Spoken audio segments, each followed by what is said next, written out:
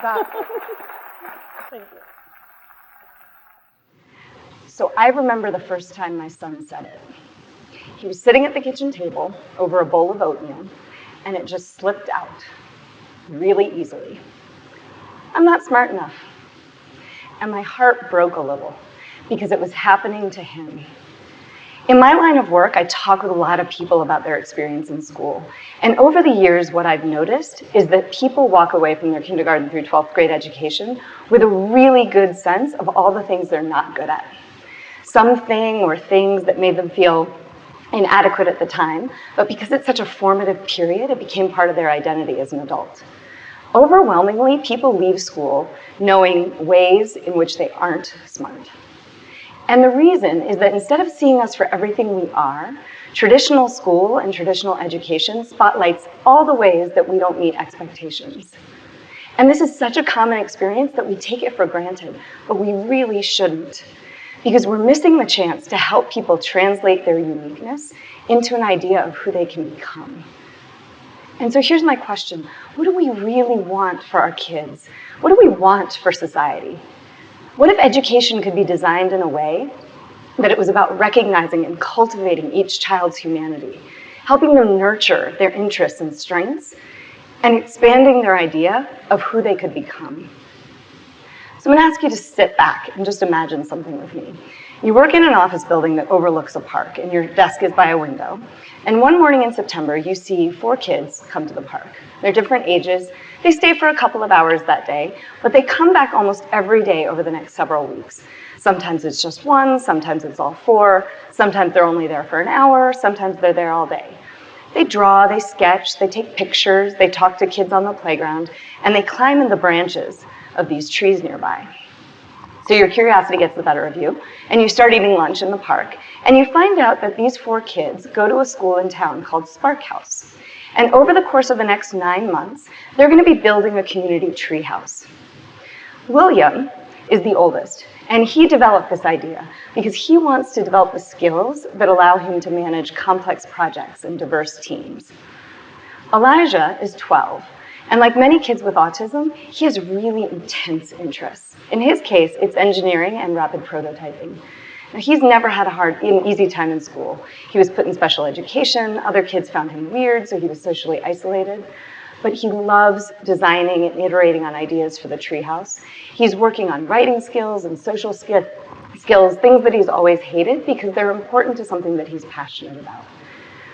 Mariana is a sophomore. And Spark House is a place that has asked her to think about how she learns. And she knows that math, when it's about formulas on a page or screen, are really confusing to her. They swim around. But when she can see things and math applied, developing a budget, designing blueprints, or a treehouse, it all clicks and makes sense. And Frances is 10.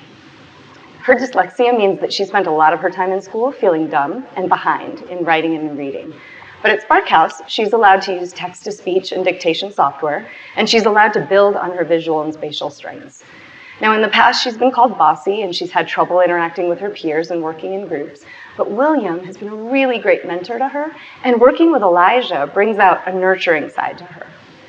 Now, in addition to building the treehouse, this team has been researching the environmental impacts of different building materials. They're weighing issues of cost and sustainability against their budget. They've applied for permits, they've talked at town council meetings, they've applied for grants, they've solicited pro bono support from people in the community. So over the next 9 months, you watch as blueprints are drawn up. You join dozens of young people and adults in the community to help build the treehouse, and it becomes real. And at the ribbon cutting the next summer, you watch the look on these 4 kids' faces as they realize that they've contributed in a meaningful way to their community. And you wonder what it would have been like to go to a school like this.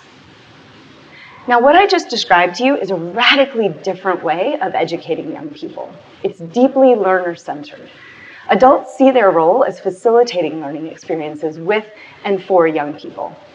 I'll contrast this to what I call school-centered systems, where we decide upfront what every kid is going to do and then find ways to try and make them do those things. Learner-centered education starts with each child's individual interests. Adults serve as advisors, asking them to think about who they want to be in the world, what they want to contribute, and what pathways make sense for them. And what this means is often going out into the community and doing meaningful projects. Now, this type of education isn't some utopian fantasy. It is actually happening in schools around this country, but not nearly enough, because I think it needs to be the model for how we educate all young people. What I think about when I think about the Treehouse Project is the future of SMART, which is based on two big ideas. First, we've got to bring the whole range of human experience back into education. We've got to value what it means to be real human beings. And second, we need to recognize and embrace the unique potential of every single person. There is no one definition of SMART. Each of us is smart, and the challenge is to figure out how, to find the fit between our passions and our strengths and who we want to be in the world. So let's start with this first idea of being fully human. You may be familiar with René Descartes. He's famous for the saying, "I think, therefore I am." Now, the underlying assumptions of this phrase have deeply shaped the Western world, essentially dividing human beings into two parts. First, there's the mind. That's the part of us that engages in rational thought. It deals in abstractions. It wants to take feelings and emotions and reduce them down to data points that represent reality. It likes standardization and efficiency. And then there's the body. That's the part of us that is about our lived experience. It's about our emotions. It's the part of us that engages in play, in non-structured, non-linear, non-efficient ways of being. But the bigger point here is that we need to be in the world both experientially and intellectually. And what's interesting is that this mind-body divide tracks what scientists are finding out about our right and left hemispheres. Our right hemisphere acts like the large end of a funnel. It takes in sensory experiences and our experiences in the world and processes them holistically in a way that allows us to understand our experience in the world. The left hemisphere takes those big pieces of data and in a linear, sequential way, reduces them down to abstractions. And that's really important for helping us to manipulate the world.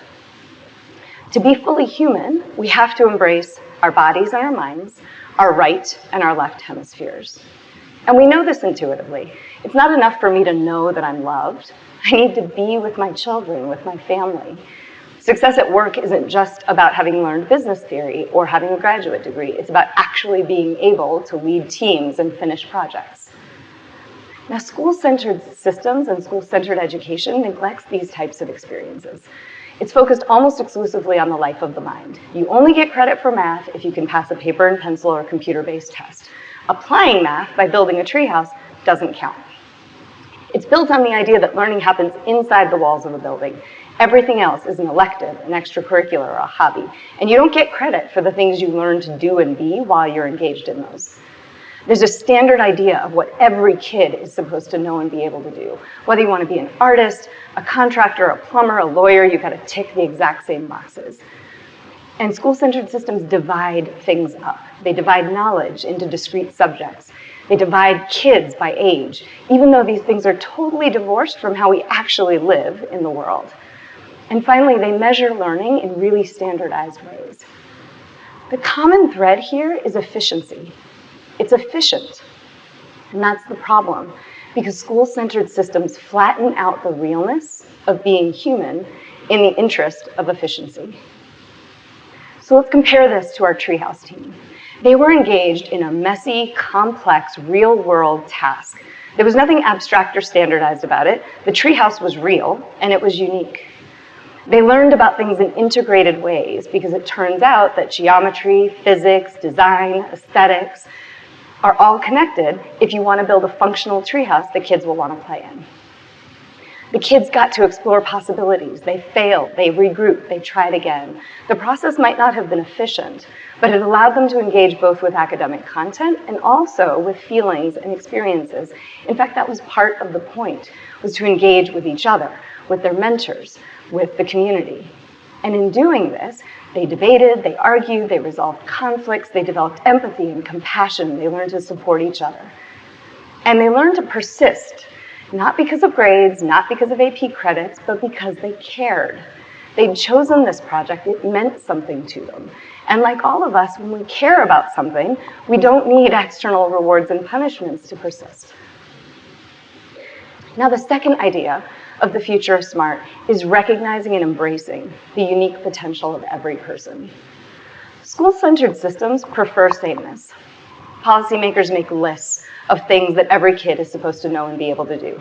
Take the right courses, learn the same content. Every kid is going to come out and be a leader, a collaborator, an innovator. The list goes on. In some places, it's hundreds of pages long. And that list becomes the focus. And that's the problem, because it makes the goal of education trying to make every kid look like that standard average kid. And when a system that prefers sameness encounters something that doesn't meet the standard or doesn't fit the mold, it throws it out. And that is figuratively what we do in our current system when we label kids. Dyslexic, autistic, hyperactive, not proficient. The point is they don't meet some artificial standard. 13% of kids in the US are diagnosed with a learning disability. It's a 16% increase over the last 6 years. And the vast majority of these disabilities don't affect them when they're not inside of a school.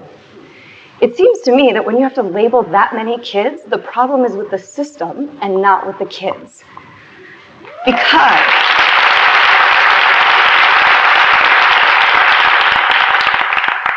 Because different brains are good at different things. Like Francis, 40% of scientists at NASA are dyslexic. They may struggle with sequential linear processing, but their brains excel at holistic processing, which it turns out is really important for the work that they do at NASA. Elijah's autism means that he sees possibilities differently than other people, but that's really beneficial to him in his passion for designing and rapid prototyping. Embracing diversity means that we've got to let kids chart unique pathways. We've got to build on the assets that they bring instead of always focusing on the ways that they don't meet some artificial standard. Now, some of you might be worrying that educating kids in this way isn't going to prepare them for the real world. But what we're doing is not preparing them for the real world either. American students continue to lag behind other countries on international tests, despite billions of dollars invested over the last few decades to improve the system. That happens to be a metric that the school-centered system cares about. But beyond that, we have 65% of the American public that doesn't actually have a lot of faith in our education system, and that includes a lot of employers. But most concerning to me is that our kids aren't well. There's been a doubling in hospital admissions for suicidal teenagers over the last 10 years, and that number spikes every fall right after school starts. Compared to other industrialized countries, we have the highest rates of anxiety, depression, self-harm, substance abuse, bullying, and youth violence. There is something fundamentally wrong in our support of young people, and I would argue that school-centered education is part of the problem. Because when it comes to preparing kids for the real world, everything indicates that the world demands what learner-centered education produces. Until relatively recently, the majority of Americans cited power, wealth, and status when they were asked to define success. In other words, success was about competing and winning, usually against somebody else's definition of who you should be. But that's changed. Recently, researchers found that 80% of people now cite some aspect of personal fulfillment when they're asked to define success. Yes, that's great. Places like Spark House explicitly ask kids to develop a sense of self, a sense of purpose. And that's critical in any type of personal fulfillment. And that's comparing it to school-centered systems that focus on competition, ranking, and sorting, which is leading to stressed, unwell kids. And just as our values are changing, the world is changing. We can't even imagine the world we're preparing our kids for. Many of the jobs they're going to apply for don't even exist yet. How many of us knew what an app was 20 years ago? Let alone that there were 1.7 million jobs related to it. Who knew that the mindsets and the skills that are associated with mild to moderate autism would be a driving force in Silicon Valley's success? We have no idea what differences are going to be critical for where the world is headed. I think of it this way. Biodiversity is important in natural ecosystems because it lets systems adapt to unexpected changes. Neurodiversity, this idea of different brains, different people, is critical for human systems because it's going to allow us to adapt to changes that we can anticipate, but we can't predict. And that brings us to the last reason that learner-centered education is not only possible, it's necessary. In a world with artificial intelligence and technological innovation, human beings have to play to their comparative advantage. Remember that mind-body, left-right hemispheric divide? It turns out that artificial intelligence is really good at the left hemispheric mind stuff. Where it falls short is when there are unknowns or unpredictable possibilities, which is a standard state when we're trying to take on real-world problems. And yet that's where human beings can thrive, with complexity and uncertainty, and in situations and settings that require us to demonstrate authenticity, compassion, empathy, human connection.